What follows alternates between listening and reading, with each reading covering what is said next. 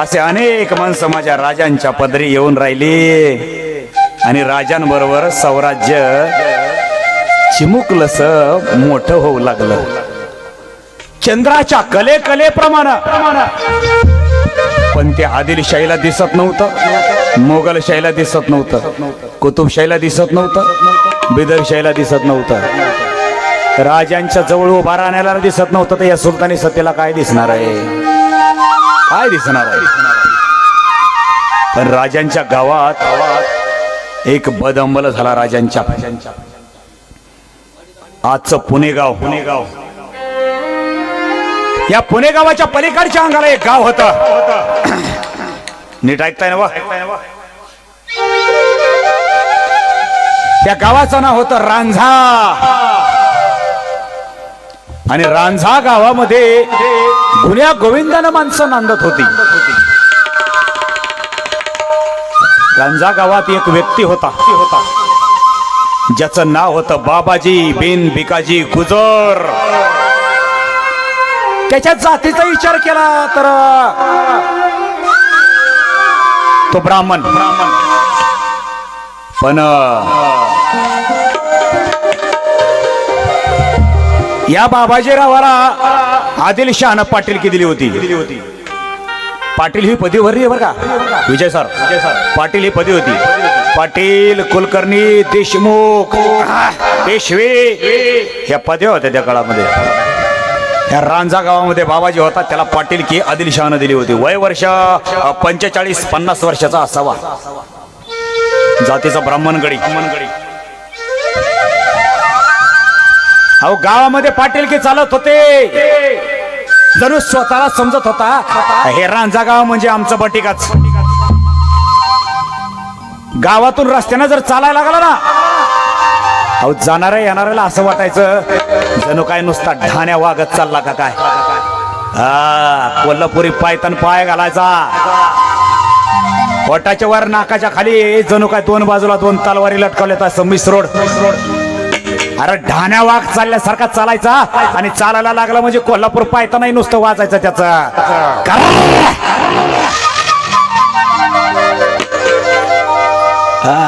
बाबाजीराव होता ते काय शेलार महाराज होता काय, चुटूक फुटूक वाजायला चालायला लागल्यावर. बाबाजीराव एकदा असा स्वतःच्या शेतामध्ये गेला.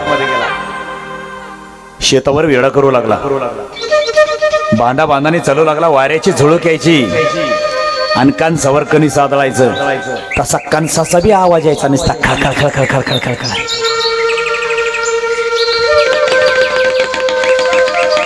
बाबाजीरावानं आपल्या कणसाकडे बघावं आणि स्वतःच्याच मिशीला पिळ मारावा आणि बोलावा. वा काय औंधा पिकला काढलंय मारी. आता गावात आता फक्त कणीस आपलंच. बाबाजीराव रस्त्याने चालू लागला अजून बांधाने. पण पुढे जात असताना काही अंतरावर पलीकडच्या बांधाराव एक 18-19-20 वर्षाची एक तरुण मुलगी बांधावर गवत कापत असताना त्याला दिसली. त्या मुलीबरोबर त्याचा सख्खा भाऊ बी आला होता. त्याचं वय 12-13 असावं.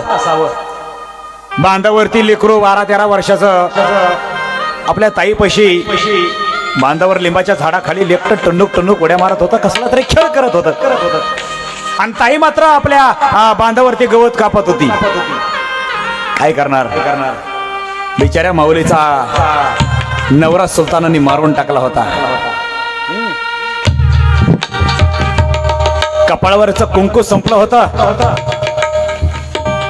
पण मुलीला घर बापाचं बी नसतं आणि भांडण झाल्यावर नवऱ्याचं बी नसतं.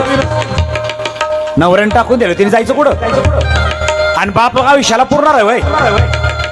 पण मुलगी आपल्या बापाकडे आली होती. विधवा झालेली मुलगी. गोरी पान.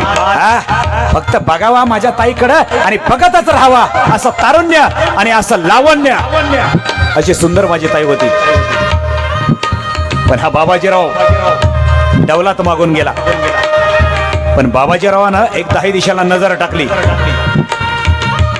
कुणी तिच्या आणि माझ्या व्यतिरिक्त नाही तर ना कोणी नाही ना.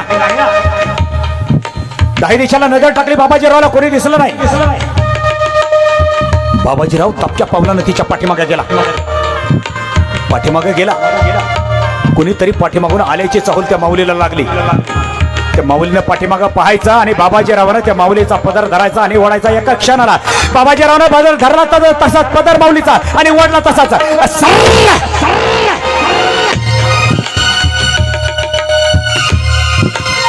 माऊलीनं पाठीमागं वळून पाहिलं तर आपल्या गावचा बाबाजीराव दिसला तिला. स्वतःचा पदर गडबडीने तिने मोठीमध्ये धरला आणि माऊली बाबाजीरावाला म्हणते,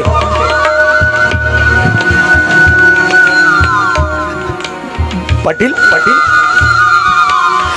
पाटील सोडा ना पदर. कसला थट्टा करताय पाटील? सोडा ना पदर. का गे भावाने?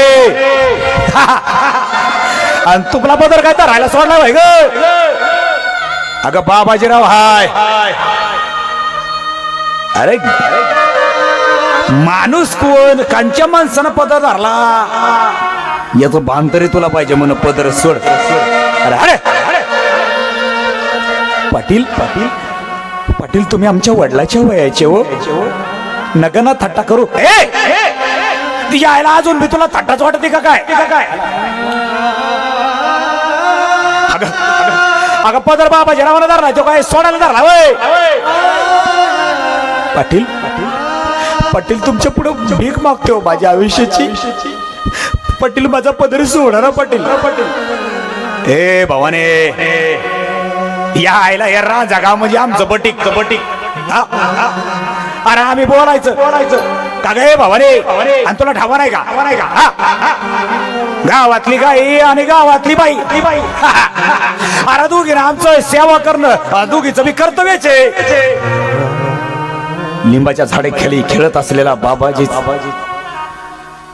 आपल्या ताईचा मुलगा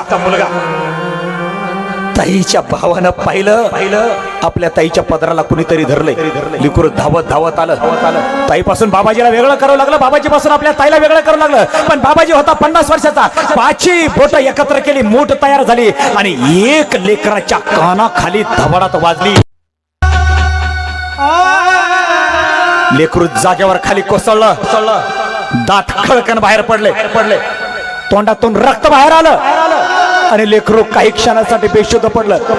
आणि भर दिवसा डोळे हरामखोर बाबाजीरावानं मायमाऊलीच्या पदरावर हात टाकलाय आणि बाबाजीराव बदामर करून डावलात निघून गेलाय.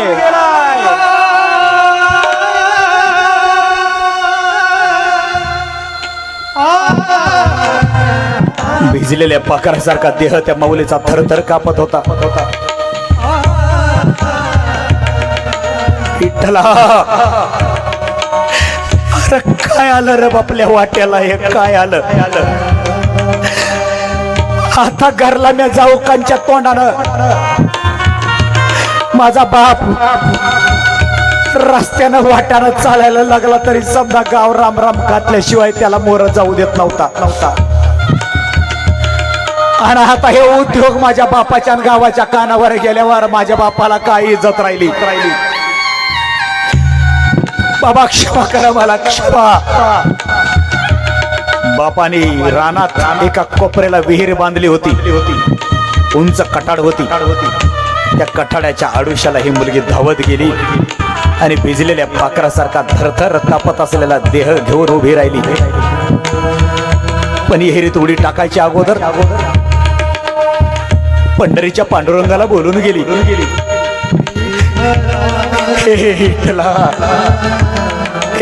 पांडुरंगा, अरे द्रौपदीने आवाज दिला तर धावत आलास रे, धावत आलास.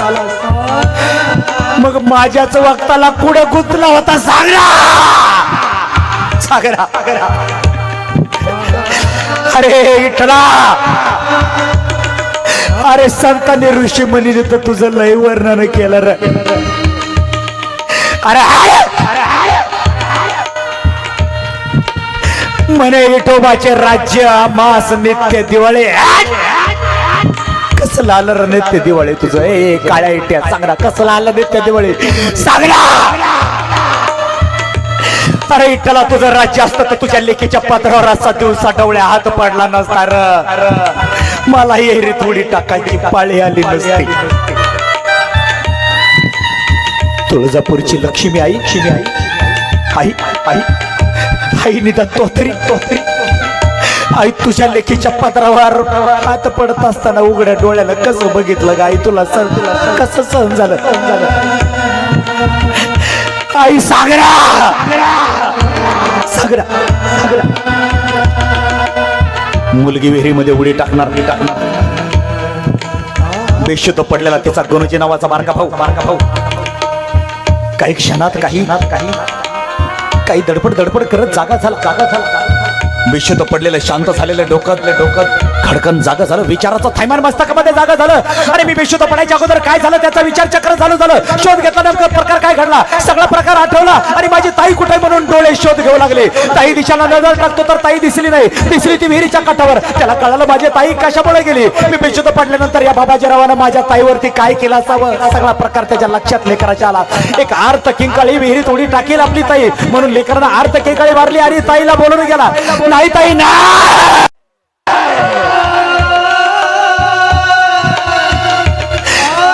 ताई तो विहिरीमध्ये उडी टाकायची नाही. ताई ताई ताई तुला माझी शपथ आहे ताई तो विहिरीमध्ये जर उडी टाकली तर ताई रक्षाबंधनाला माझ्या हातात मनगटात राखी कोण बांधेल ग ताई तुला आई बाबाची शपथ आहे. तो विहिरीमध्ये उडी टाकायची नाही ताई. माझी शपथ आहे रे ताई. तुला राखीची शपथ आहे नाही ताई नाही.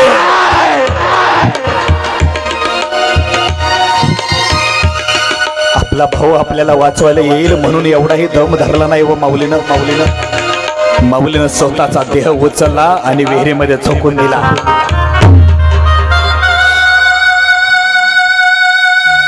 ताईनं पाण्यात उडी टाकली. गणूजी धावत विहिरीच्या काठावर आला. बुडत असलेल्या ताईकडे पाहू लागला आणि बोलू लागला ताई ताई ताई मी सांगत होतो ग विहिरीमध्ये उडी टाक नको म्हणून काय नाही ऐकलं ग ताई. माझं का नाही ऐकलं ताई? मला पवायला मी काय ग विहिरीमध्ये पाण्यात उडी टाकली असते तुला वाचवलं असतं ताई ताई ताई तुला सांगत होतो विहिरीत उडी टाक नको बोलू. ताई काय संपवलं गावीचं ताई काय संपवलं ताई सांगला ताई लय मोठी कामगिरी बळवलीस तू ताई. लय वगाळ केलं नाही.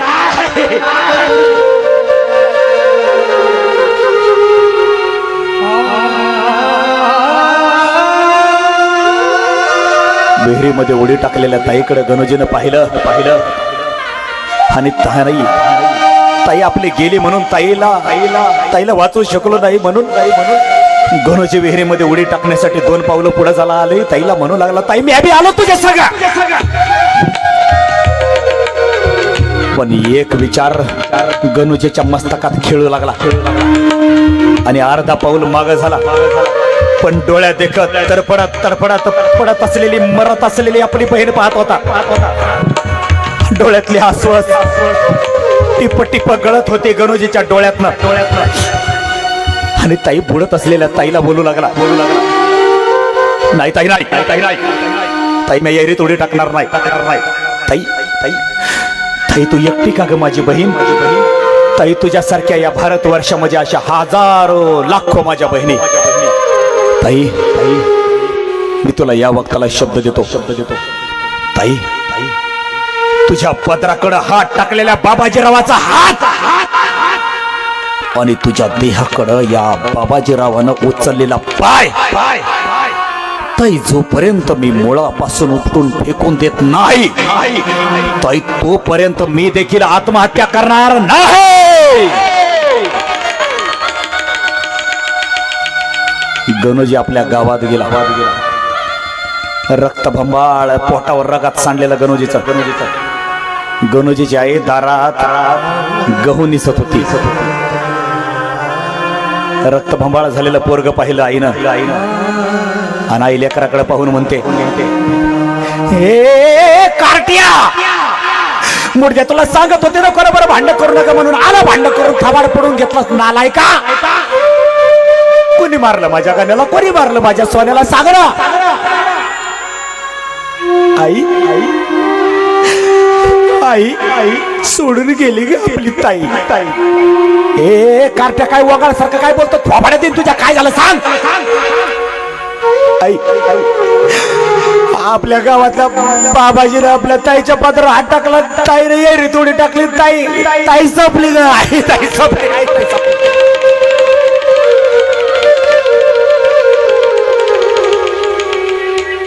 आपली लेक गेलेली कळाल्याबरोबर आईनं हातचं काम टाकून घेतलं आणि सरळ सरळ रानातल्या विहिरीच्या काठावर बोंबा ठोकत धावत गेली.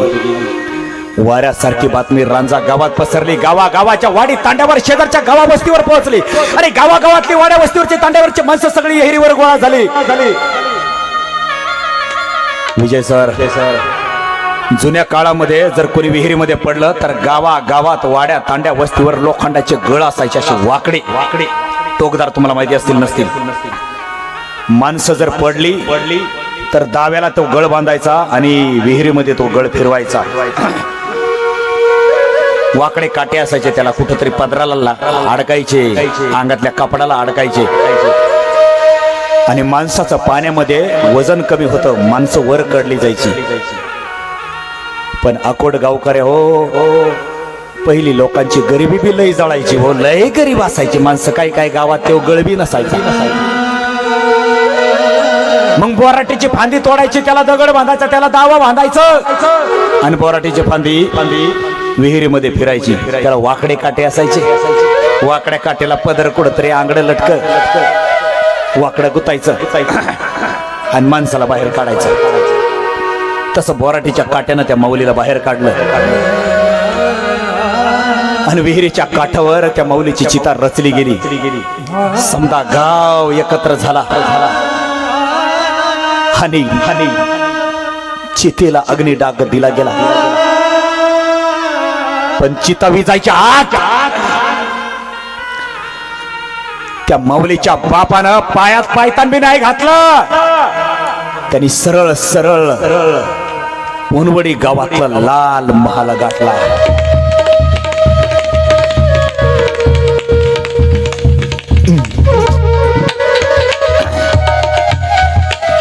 अनुवनी पायानं बाप थांबत गेला. छोट्याशा चिमुकल्या तख्तावर शिवराजे माझे वय वर्ष 17 वर्षाचे 17 वर्षाचे राजे तख्तावर बसले होते. हा बाप गेला. राजांच्या पुढे लोटांगण घातलं आणि राजांना विनंती करू लागला.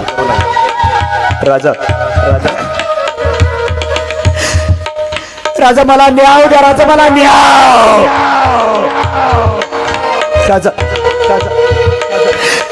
राजा कुंपणाने शेत खाल्लं. राजा मला न्याव द्या. न्याव. राजाने गळ्यातली कवड्याची माळ धरली आणि राजा पुटपुटले. जगदंब जगदंब जगदंब. आपल्या समोर आलेला बाप राजाने त्या बापाच्या खांद्याला धरलं, उभा केलं आणि नेमकं त्याच्यावर अन्याय काय झाला म्हणून विचारपूस करण्यासाठी राजाने त्याला प्रश्न केले.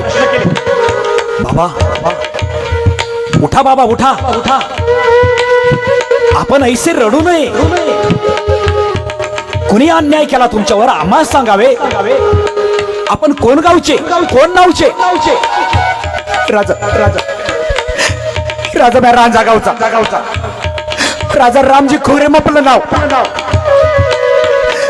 राजा 21 वर्षाची माझी पोरगे. कोंबड्याने शेत खाल्लं. गावातल्या बाबाजी रावाने माझ्या लेकीच्या पात्रावर हात टाकला. माझ्या लेकीने आत्महत्या केली. राजा मला न्याव द्या. राजा मला न्याव द्या. राजा मला न्याव. जगदम जगदम जगदम.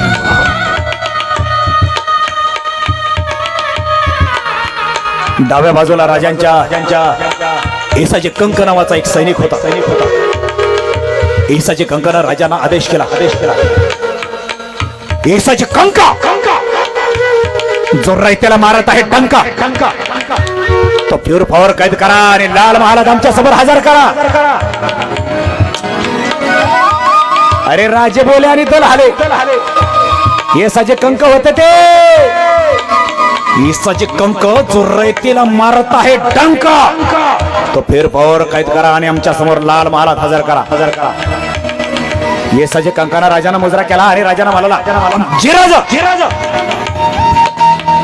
यसाच्या कंकाने हातात तलवार नाही घेतली, यसाच्या कंकाने हातात भाला नाही घेतला, खुटीला लटकवलेला दावा घेतला, खांद्याला अडकवलं, तबेल्यातून घोडा काढला आणि घोड्याला टाच मारले आणि घोड्यांचा आवाज सरळ सरळ रांजा गावात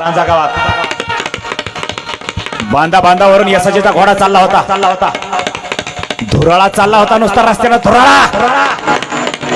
बांधावर माणसं गवत कापत होते, कोणी रानात काम करत होते, कुणीतरी यसाजीला पाहिलं.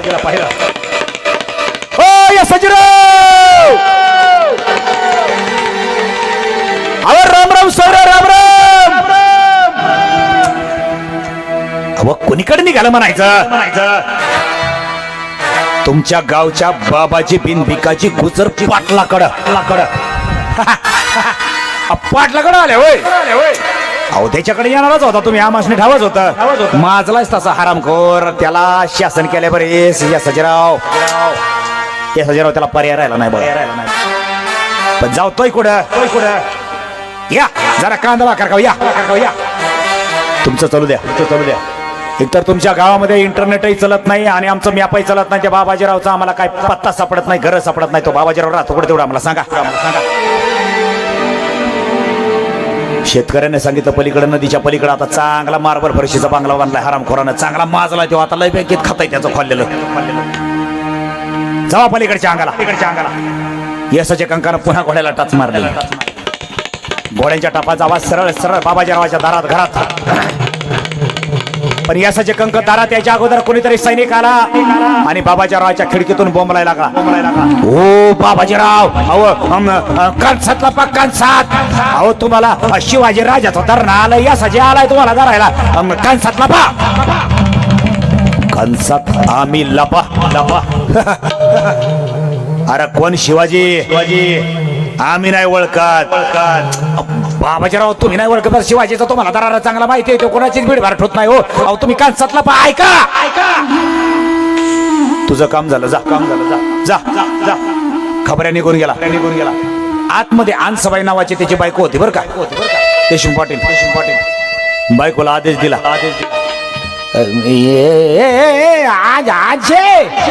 आज कवाडाकडे काय बघत, कवाड लाव ना.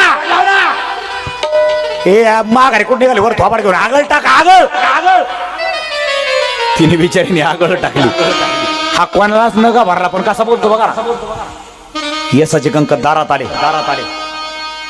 दारात आल्याबरोबर त्याला खात्री होती बाबाजी आताच आहे. आतमध्ये झोका होता, हातामध्ये इडा घेतला तंबाखूचा आणि तंबाखूला चोळत चुना लावत झोका झुलत बसला बाबाजीराव. दारात यसाचे कंक आला. यसाचे कंकाच्या जागेवर जर आम्ही असतो तर आम्ही लई इमानदारीने बाबाजीरावाला आवाज दिला असता. हळूच दरवाजाची कडी वाजवली असती, टिक टिक टिक. यसाजी, बाबाजी, आम्ही यसाजी राव आलो, जरा कवाड उघडावर. अहो यसाचे कंक होत ते, अरे पराक्रमाचा कुठं थारा नव्हता.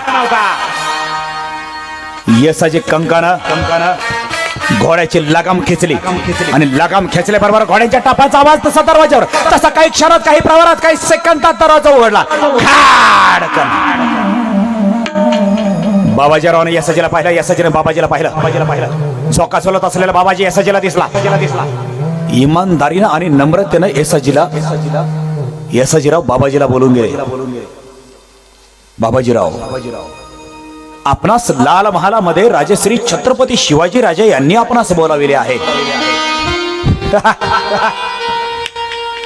यायला यसाजी कोण राजा होईल आणि कोण नाही काय कळायला मार्ग नाही.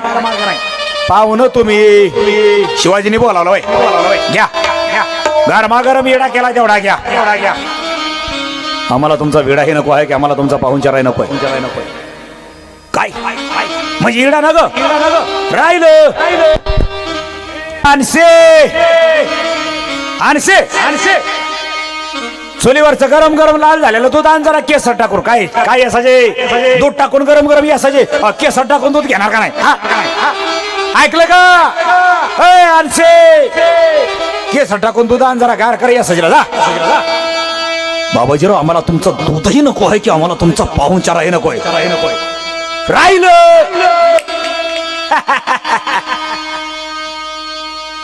बोला बोला यशवंतराव बोला. तुम्ही एवढं लगबगीने आमच्याकडे येणं कसं काय केलं तेवढं बोला.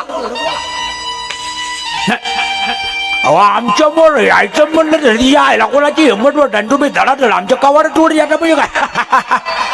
बोला बाबाजीराव आपणास आमच्या समवेत लाल महालात यावं लागेल. जमणार नाही यशवंतराव जमणार नाही. या शिवाजीचं काम आमच्याकडं कसं बाबाजीराव म्हणत तसं.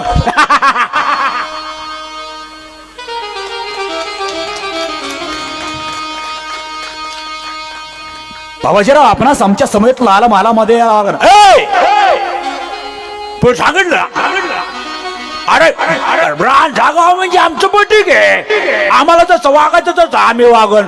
तुझ्या त्या शिवाजीचं काम आमच्याकडं. त्याने इथं यायचं बॉम्बा मारायचं आम्ही नाही जायचं. निघा आल्या पावलांना निघा. कसं बाबाजीराव म्हणत तसं. बाबाजीराव होते ती हाय असा जीव होता तो. काय देशाला मारत होता काय. यसाजीरावानं बाबाजीरावच्या हातपाय बांधले. उच्चारलं गोड्यावर पालथ टाकलं. त्याच्या बोकाटी यसाजी कंक. जय हरी. लाल महालात हजर. लाल महालात राजांच्या मोर हजर करण्यात आलं. मुसक्या बांधलेला हातपाय बांधलेला यसाजीनं तसा बाबाजी घेतला राजाच्या मोर पालथा. दडपड दडपड दडपड करत यसाजीच्या समोर राजांच्या समोर बाबाजी उभा राहिला. राजाने बाबाजीला पाहिलं. 50 वर्षाचा बाबाजी बिन भिकाजी गुजर म्हणे सौताला पाटील. 17 वर्षाचे राजा ताटमानेने उभा राहिले आणि 17 वर्षाच्या राजाच्या मोर बाबाजी उभा राहिला. तसा गरम झालेला बाबाजी राजांना बोलतो, हे शिवाजी अरे काय चाललंय काय हे. अरे काय रीत बात आहे का नाही तुमच्याकडं. शिवाजी लय जास्तीचे डोके चालू नका. मस्त कोडीला जाईल. तुला ना कोणी केलं राजा. 4 लोक तुझ्या मुळे नाचायला लागले म्हणजे तू राजा झाला वैर. अरे हाय आम्ही रांजागावचं पाटील. बाबाजीराव म्हणतात आमासने जातीनं जरी बामण असलो आणि गुजर असलो तरी बी आम्हाला इजापूरच्या आदिलशाहनं पाटीलकी दिली. आम्हाला ज्याच्याशी तसं वागायचं आम्ही त्याच्याशी तसं वागू. तुम्ही आमच्यावर हुकूमत चालवायचा काय बी कारण नाही. समजला. हे यासाजे बास झाली तुझी नाटक कंपनी. सोड आपले हात. यासाजी बाबाजीला म्हणाला, बाबाजीराव हा आमच्या शिवाजी राजांचा लाल महाल आहे. हा तुमच्या बायकोचा वाडा नाही. गप गुमान उभा राहायचा टाळकऱ्यांसारखं. जवळ सोडत नाही तोवर वळवळ करायची नाही. बाबाजी शिवाजी राजांना म्हणाला, काय शिवाजी अरे तुझं वय काय माझं वय काय. अरे काय वडीलधारे माणसं काय कळतात का नाही. वाह बाबाजीराव वाह. बाबाजीराव खरे आहे आपले. बाबाजीराव खरे तर वडीलधारे माणसं आम्हास कळायला हवेत. पण काय करणार बाबाजीराव. तुमच्यासारख्या वडीलधाऱ्या माणसाला जर लेकी बाळी कळत नसतील तर आम्हाला देखील वडीलधारे माणसं समजून घ्यायचे नाही. येसाजी कंका या हरामखोरास.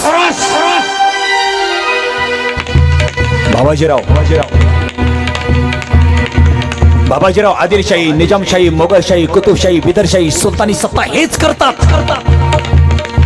कोणीही यावं आमच्या माय माऊलीच्या पत्राची लक्तर तोडावेत. कोणीही यावं माझ्या माय माऊलीच्या कपाळावरचं कुंकू उद्ध्वस्त करावं. कोणीही यावं माझ्या माय माऊलीच्या नवऱ्याला संपवावं. कोणीही यावं भगव्या झेंड्याच्या चिंधड्या कराव्यात. कोणीही यावं आपल्याला वाटेल तैसे वागावे. बाबाजीराव ती सुलतानी सत्ता तैसी वागते म्हणून आम्ही ऐसे स्वराज्य निर्माण करतो.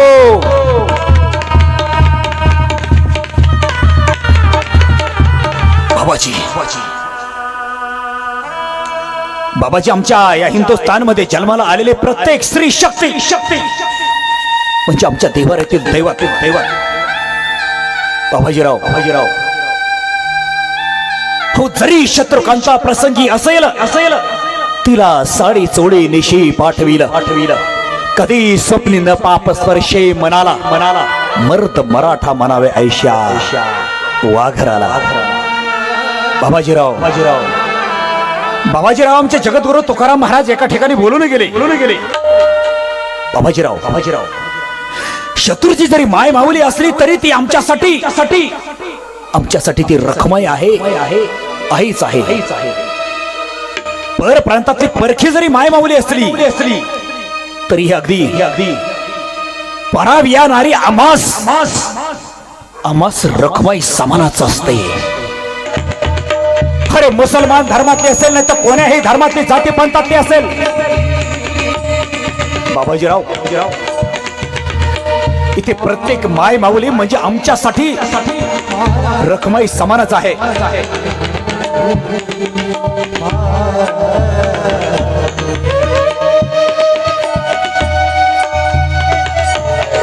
बाबाजीराव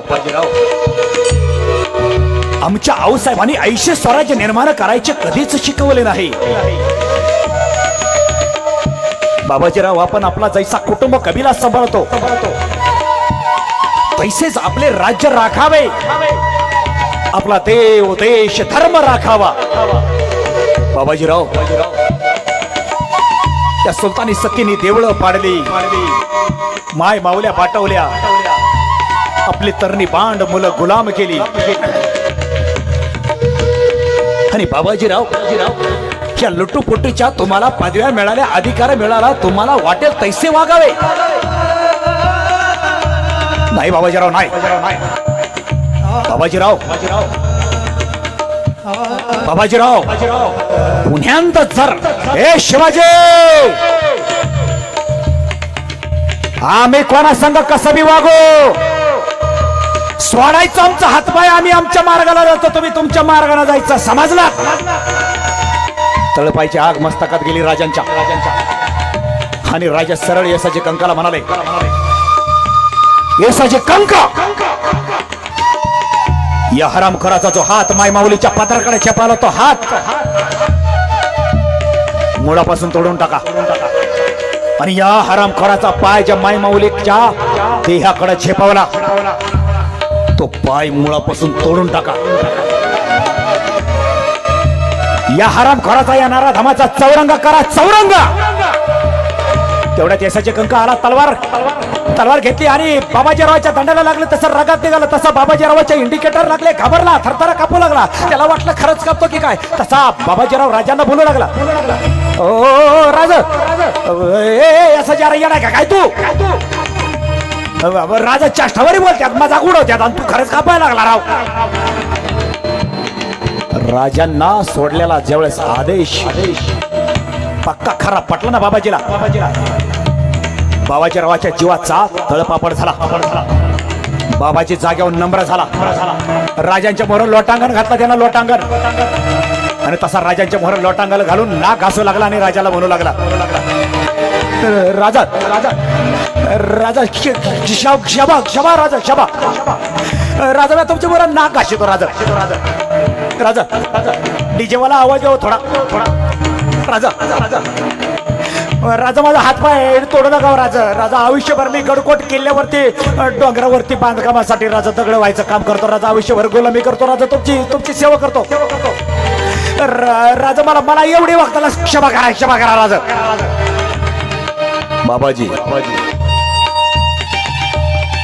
बाबाजीराव आज जर आम्ही तुम्हाला क्षमा केला तर भविष्यामध्ये विज्ञान युगामध्ये अहमदनगर जिल्ह्याच्या कोपर्डी गावातल्या एखाद्या माय माऊलीच्या पदारावरती दिवसा ढवळ्या 2016 एका माऊलीच्या पदारावरती चार तुझ्यासारखे नराधम पाटील एकाच वक्ताला हात टाकतील. एखादा कोणीतरी येईल आमच्या हैदराबाद मधल्या पशु पक्ष्यांचे डॉक्टर असलेल्या टॅलेंट विद्वान असलेल्या माझ्या लेकीच्या पदरावर निम्या रात्रीच्याला डिझेल पेट्रोल टाकून बलात्कार करून तिला जाळून टाकतील. एखाद्या दिल्लीच्या तख्तावर उत्तर प्रदेश मध्ये असलेल्या साक्षी नावाच्या मुलीच्या आमच्या पदरावर हात टाकतील.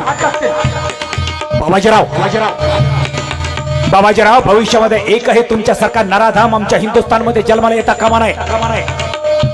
केसाची कंका या हरामखोराचा चौरंग करा. चौरंगा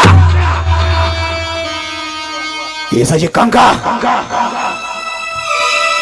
केसाची कंका याची पाटीलकी काढून घ्या आणि याची पाटीलकी याच्या धाकल्या भावाला द्या. रांजा गावात आमास ठावाय वडाचं झाड आहे. मारुतीच्या मोरा एक झोपडी करा या हरामखोराला आणि या झोपडीमध्ये याला बसवा. आणि हो जाणाऱ्या येणाऱ्याला सांगून ठेवा, जाताना येताना या हरामखोराच्या तोंडावर थुंकल्याशिवाय कोणीही पुढे मागत जाता कामा नये. हा अपमानानं एवढा मेला पाहिजे, एवढा मेला पाहिजे, एवढा दरारा झाला पाहिजे. आमच्या हिंदू धर्मातल्या एका या हरामखोराची नजर माझ्या माय माऊलीच्या पदराकडे पुन्यांदा वाकडी नजर कधी पडली नाही पाहिजे. बस मग आम्ही पाहूच कैसे आमच्या विठोबाचे राज्य येत नाही. राजांनी चौरंग करायचा सांगितला. 28 फेब्रुवारी 1647 या दिवशी बाबाजी बिन भिकाजी गुजर पाटील ही दिलं त्याला पदवी. बाबाजीरावाचा जागेवर चौरंगा केला गेला. माझ्या राजाचा न्याय होता, राजाचा न्याय. विजय सर, माझ्या छत्रपती शिवाजी राजाचा चौरंगा नावाचा कायदा आजच्या शासनाने अंमलात आणाया पाहिजे.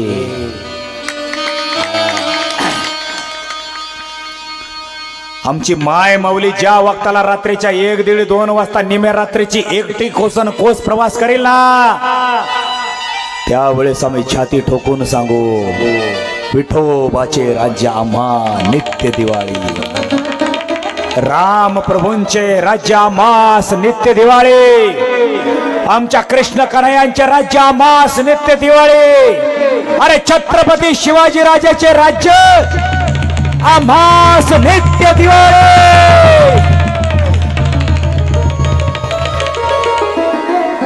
असा होता माझ्या राजांचा न्याय. वय वर्ष 17, पण माझ्या राजांची कामगिरी अक्षी खतरा.